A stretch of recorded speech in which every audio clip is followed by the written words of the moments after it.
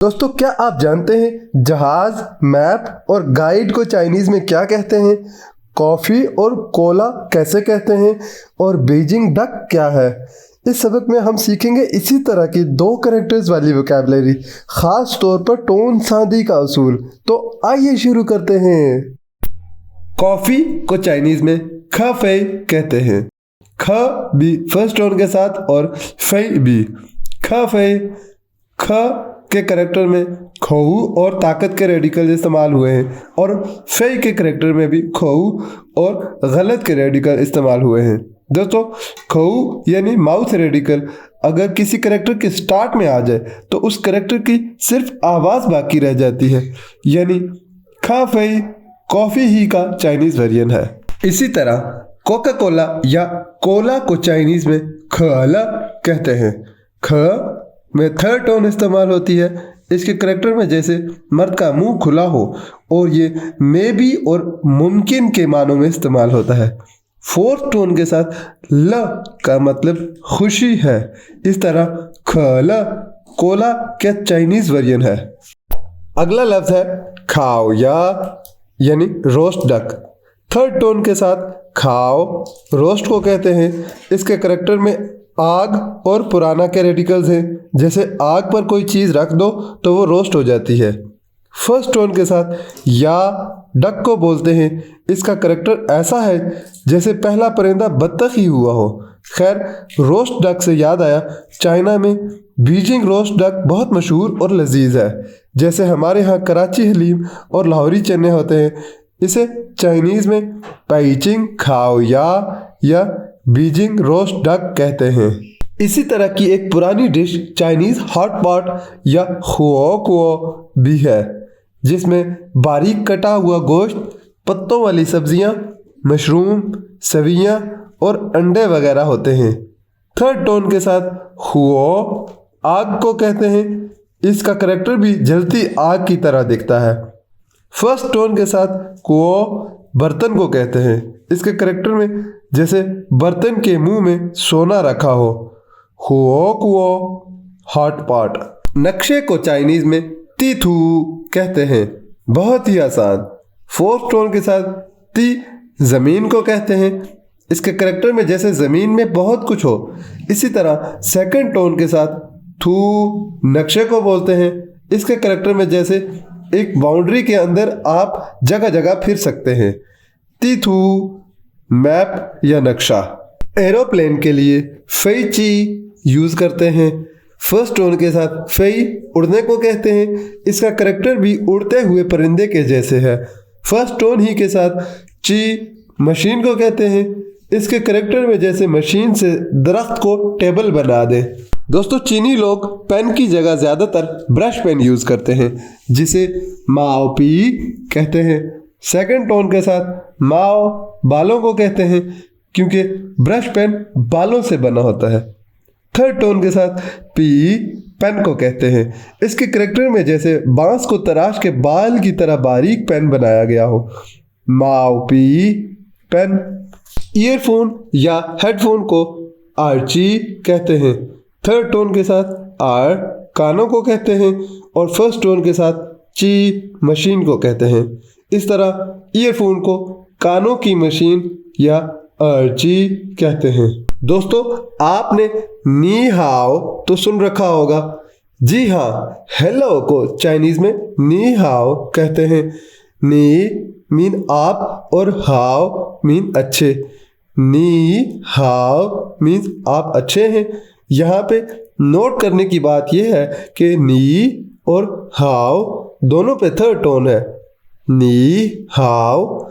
जब दो third tones एक साथ आ जाएं तो चीनी लोग पहले वाली टोन को थर्ड के बजाय सेकंड टोन पढ़ते हैं। इसे टोन सांदी का उसूल कहते हैं, यानी एक टोन की वजह से दूसरी टोन चेंज हो जाए। जैसे हाओ की थर्ड टोन की वजह से नी की थर्ड टोन सेकंड टोन में चेंज हो गई। नी हाओ। टोन सांदी के इस उसूल की कुछ और मिसालें देख लेते हैं। ख का मतलब है काबिल होना, सूट करना या इजाज़त देना, और ई का मतलब है वजह से या तरीके से। ख ई का मतलब हुआ मुमकिन है या ठीक है। अप्रूव करने या ओके बोलने के लिए भी खई बोल सकते हैं। जैसे कोई आपका पेन यूज करने की इजाजत मांगे तो आप कह सकते हैं खई। थर्ड टोन के साथ फू का मतलब है मदद करना। इसके करैक्टर में जैसे कोई ज़रूरत पड़ने पर फौरन कार पहुंचा दे। ताओ का मतलब है पहुंचा देना। इसके करैक्टर में सांप का साल और अंगूठा के रेडिकल्स हैं। जैसे पहुंचने के बाद अंगूठा उठा के ओके की रिपोर्ट दें। दोस्तों, सांप का साल चाइनीज़ के 12 सालों में से एक साल है। जैसे 12 महीनों का एक साल होता है, इसी तरह चाइना में 12 सालों का भी एक साइकिल होता है। इन सालों को जानवरों से मंसूब किया जाता है, जैसे चूहा, बैल, चीता, खरगोश, अजदहा, सांप, घोड़ा, बकरी, बंदर, मुर्गी, कुत्ता और सूअर। जैसे अगर कोई बैल के साल में पैदा हो तो उसे सख्त मेहनती और पुरअज़्म माना जाता है।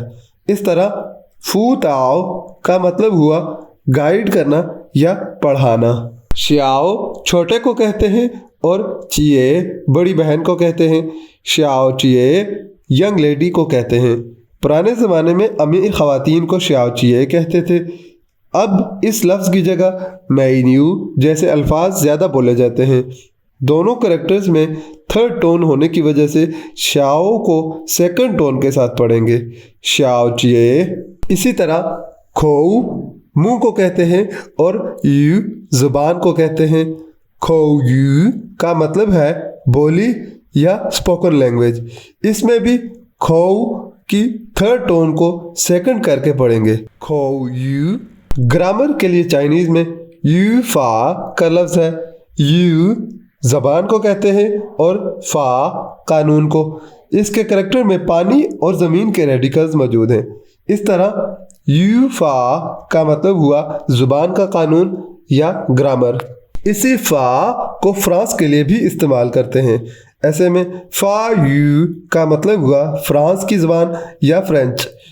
यू फा में यू को सेकंड टोन के साथ बोलते हैं और फा यू में फा को सेकंड टोन के साथ बोलते हैं।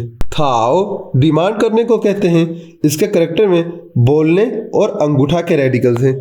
हाओ मतलब अच्छे से। थाओ हाओ मतलब अपनी डिमांड को अच्छे से पूरा करवाना। थाओ हाओ लियाओ पूरा करने या हासिल करने को कहते हैं। इसका करैक्टर नोडल पार्टिकल ल की तरह है, वो भी किसी काम के ख़त्म होने के लिए बोला जाता है। चिए हल करने को कहते हैं। इसके करैक्टर में जैसे छुरी से हॉर्न काट के गाय के मसले को हल कर ले। इस तरह लियाओ चिए का मतलब हुआ हल तक पहुंचना या बात समझना। लियाओ चिए।